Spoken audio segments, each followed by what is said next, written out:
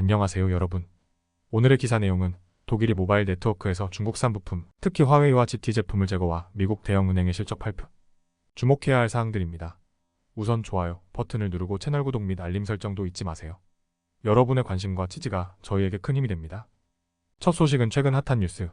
독일이 모바일 네트워크에서 중국산 부품, 특히 화웨이와 GT 제품을 제거하기로 한 결정에 대해 이야기해보겠습니다.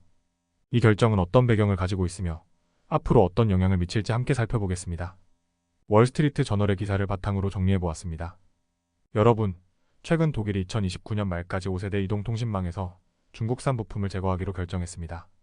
이 결정은 특히 화웨이와 GT가 만든 부품을 대상으로 하고 있는데요. 이는 미국이 지속적으로 경고해온 중국 부품의 보안 문제에 대한 대응입니다. 미국은 오랫동안 중국산 부품이 심각한 안보 위협을 초래할 수 있다고 경고해왔습니다.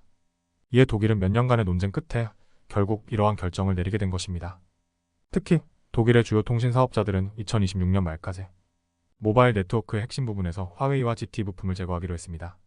그리고 무선 네트워크의 관리 시스템에서도 2029년 말까지 중국산 구성 요소를 제거할 예정입니다.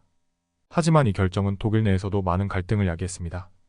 올라프 숄츠 총리의 3자 연합 정부 내에서 일부는 중국의 안보 위협에 대해 강력히 우려했지만 다른 일부는 여전히 중국 투자를 장려하고 양자 무역 붕괴를 막고자 했습니다. 이러한 내부 갈등으로 인해 정책 실행이 지연된 것입니다. 이러한 결정은 독일이 영국, 스웨덴, 발트 3국 등 다른 유럽 국가들의 수준에 맞추기 위한 것입니다. 하지만 분석가들은 독일의 이 조치가 다소 늦었다고 평가합니다. 독일의 최대 통신사인 도이치텔레콤은 이미 핵심 네트워크에서 중국 하드웨어를 제거한 상태라고 밝혔습니다. 독일의 오지 무선 접속 네트워크의 59%는 여전히 중국 부품으로 구성되어 있습니다. 이는 영국의 41%, 프랑스의 17%와 비교할 때 높은 수치입니다. 독일은 6년 이상 중국산 부품 사용을 제한할지를 논의해왔지만 결론에 도달하지 못했습니다.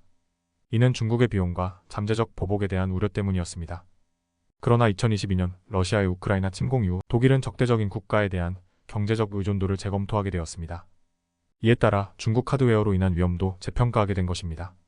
결론적으로 독일의 이번 결정은 미국의 압력과 내부 갈등 속에서 이루어진 중요한 변화입니다. 앞으로 이 결정이 독일의 통신망과 국제관계에 어떤 영향을 미칠지 지켜봐야 할 것입니다. 두 번째 소식은 미국의 대형 은행들이 이번 주에 분기 실적을 발표하는데 이에 대해 꼭 주목해야 할 몇 가지 사항을 함께 살펴보겠습니다. 월스트리트 저널의 기사를 바탕으로 정리한 내용입니다.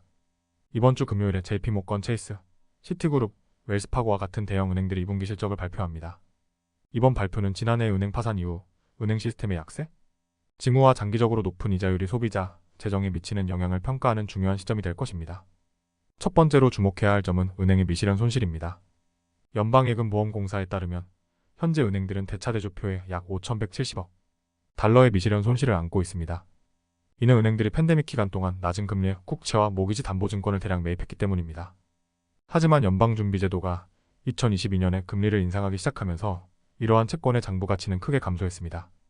대부분의 은행은 자산을 매각할 필요가 없기 때문에 손실을 실현하지 않지만 자금을 조달해야 하는 상황이 발생하면 문제가 됩니다.